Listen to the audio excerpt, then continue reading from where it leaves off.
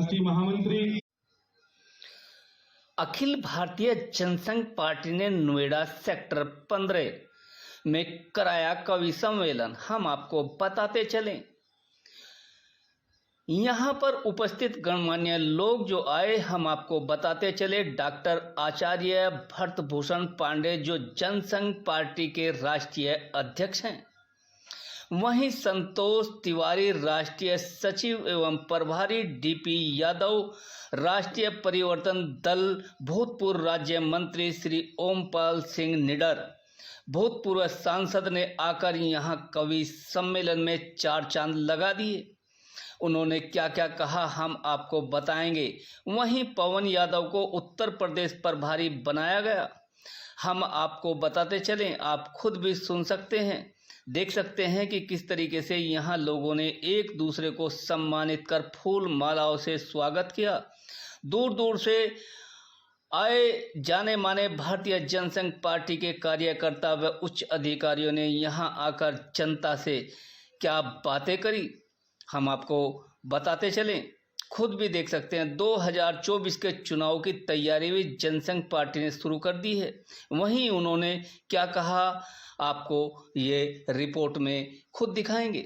आप देख सकते हैं कि किस तरीके से यहाँ फूल मालाएं डालकर सम्मानित किया जा रहा है। ये नोएडा का सेक्टर 15 है, जहाँ लोगों ने यहाँ एक दूसरे को सम्मानित किया, फूल मालाएं डालकर उनका उत्साह बढ़ाया। आप खुद देख सकते हैं कि किस तरीके से यहाँ एक सभा रखी गई थी जनसंघ पार्टी की। इस सभा के दौरान यहाँ सभी गणमान्य नेता आए और उन्होंने एक दूसरे को फूल मालाएं पहनाकर उनका स्वागत किया। आप खुद देखिए कि आखिरकार किस तरीके से यहाँ लोगों ने एक दूसरे को सम्मानित किया है। देखिए हमारी यह खास रिपोर्ट। जी का माननीय तौरी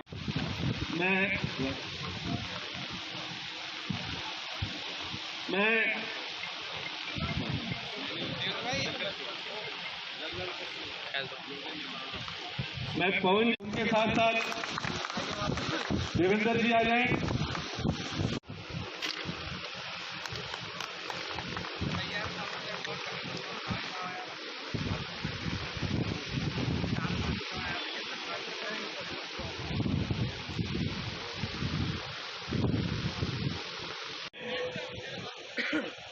जब अंग्रेज भारत छोड़कर गए 1947 में, तो उन लोगों ने कहा कि हम छोड़कर तो जा रहे हैं, लेकिन ये हमारे भाई हैं जिनको सत्ता देकर जा रहे हैं।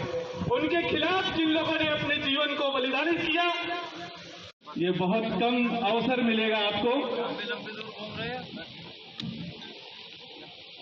बहुत ही सुंदर छटा आज अखिल भारतीय जनसंघ माननीय मंत्री जी की लिखी हुई कविताएं,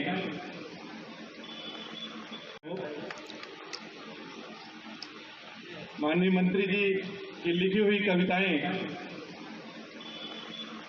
जो उनका अनुभव है, जो उनकी दूरदर्शिता है, उसका समाज को जागृत करने और समाज की चेतना को संगठित करने के लिए अधिक से अधिक सदुपयोग हो, इसके लिए हमारे कार्यकर्ताओं ने आज कवि सम्मेलन का आयोजन किया है। उसमें आदरणीय पूर्व सांसद लोकसभा सदस्य श्री ओमपाल सिंह जी निडर आप लोग सुन ही रहे थे। यहाँ उसके सबसे वरिष्ठ कवि और देश के वरिष्ठ वक्ता के नाते आपका विशेष अभिनंदन हमारे कार्यकर्ताओं ने किया है। तो आज पवन यादव जी हैं, उनको भी आप आज किस पद पे? पवन यादव जी अखिल भारतीय जनसंघ के युवा प्रकोष्ठ के उत्तर प्रदेश के अध्यक्ष बनाए गए हैं। बहुत बहुत धन्यवाद। पवन, तो आगे भी जो क्षेत्र में जो डिस्ट्रिक्ट है, उसमें पूरे की जिम्मेदारी दी गई है? नहीं, पूरे प्रदेश का है तो वो अपने लेवल से बूथ लेवल तक बनाएंगे। ये राजनीतिक संगठन है, तो इसका बूथ स्तर तक संगठन बनाने की योजना होती है। पवन जी को युवा प्रकोष्ठ का उत्तर प्रदेश बहुत बड़ा है, तो संगठन की दृष्टि से कई प्रदेश इसमें हैं। इनको पूरे उत्तर प्रदेश का, और चूंकि एनसीआर का ये इलाका है, तो दिल्ली में भी हमारे कार्यक्रमों को, अभियानों को मदद करें। पवन यादव जी पार्टी के युवा नेतृत्व के एक प्रमुख चेहरे के रूप में उभारे गए हैं। आने वाले 2024 की चुनाव की तैयारी क्या रहेगी? अपनी तैयारी सालों भर चलती है। हम लोग जमीन पर चल रहे हैं शुरू से। हमारे नेता आदरणीय बलराज मधोक जी, जिन्होंने उस जमाने में जनसंघ को खड़ा किया था, और अभी निडर जी ने बताया ही, तो उन्होंने कभी जनसंघ को मिटने नहीं दिया। वो अपने गुरु डॉक्टर मुखर्जी के प्रति समर्पित थे।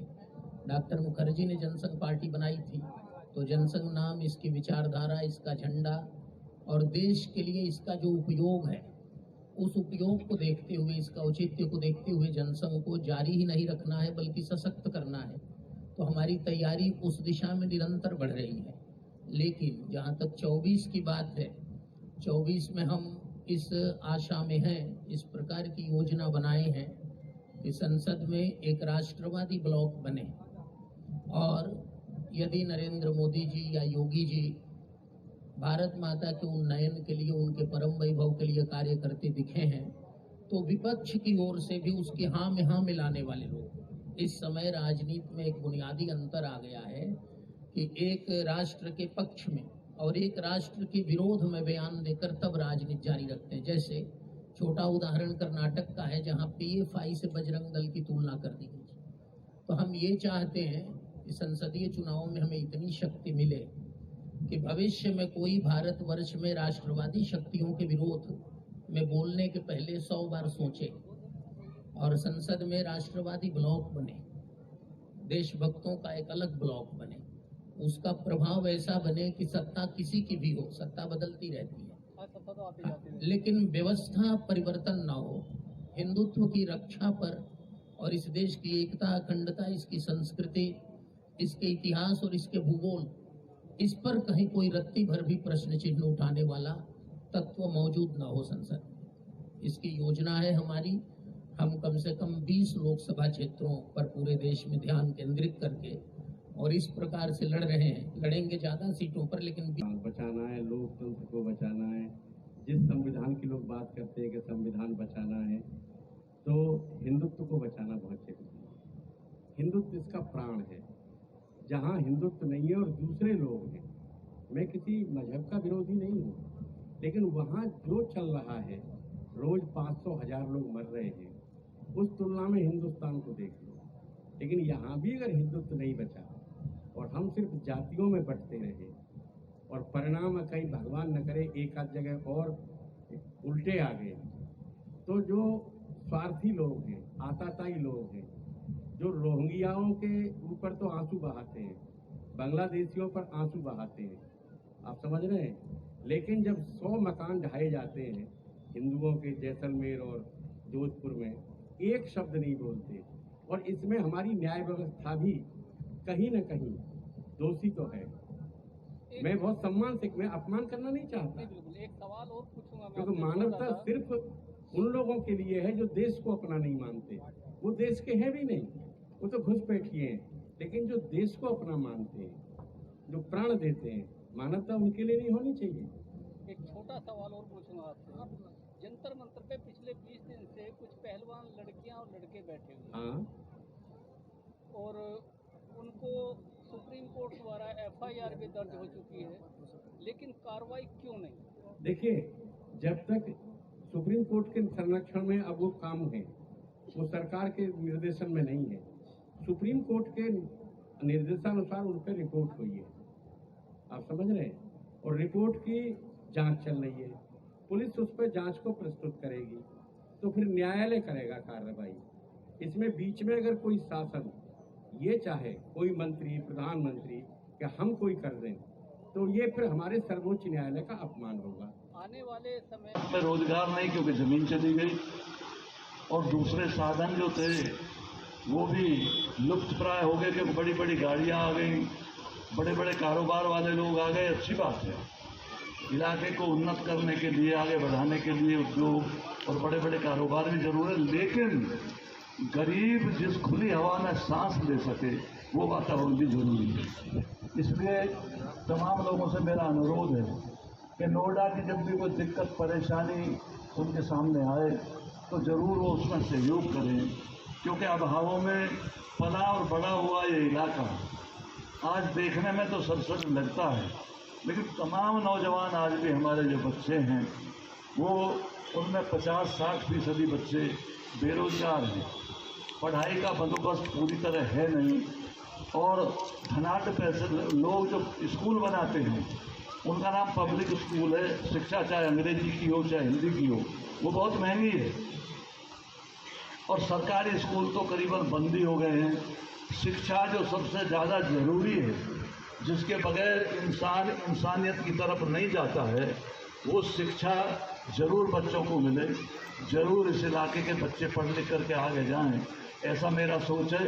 मैं फिर अपनी तरफ से अपने साथियों की तरफ से भाई निडर जी का और मंच पर बैठे हुए तमाम महानुभावों का स्वागत करता हूँ। माफ़ी इसलिए चाहता हूँ निडर जी, किताबें तो मैंने भी कविताओं की कई लिखी हैं, हो सकता है मेरी गाड़ी में हो तो मैं एक आध किताब आपको सपोर्ट करके जाऊँगा।